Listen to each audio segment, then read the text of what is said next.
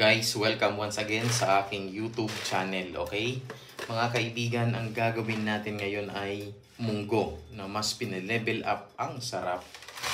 Okay, so ngayon, mga kaibigan, maglalagay ako ng munggo sa ating kaldero. Siyempre, huhugasan natin.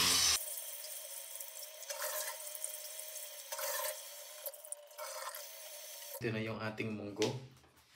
Pakukuluan na natin, isasala na natin sa ating kaldero. Siyempre, tatakpan na ho natin.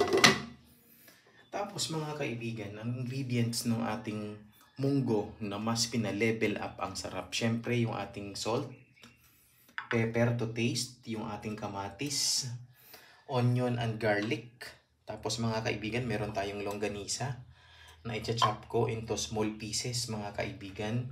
Siyempre yung ating liver spread. Tapos siyempre yung ating sariwang malunggay na pinitas ko, mga kaibigan, doon sa ating parking.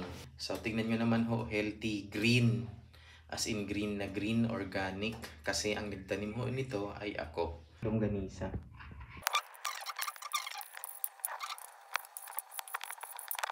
Hugasan naman natin yung ating malunggay.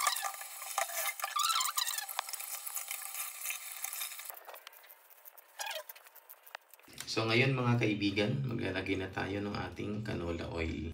So yan, pag mainit na, igigisa na natin yung ating sibuyas. Next, yung ating bawang.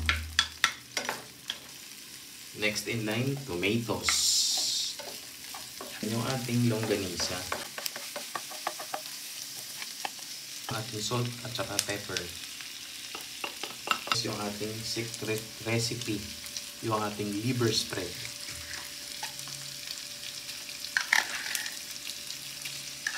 Ating tubig. Sa ngayon, luto na yung ating ginisa na pansahog. Okay? Ilalagay na natin ngayon yung ating munggo.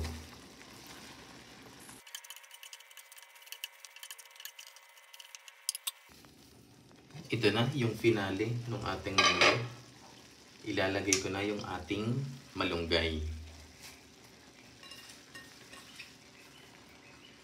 Ang malunggay daw ay para mas healthy na buhay.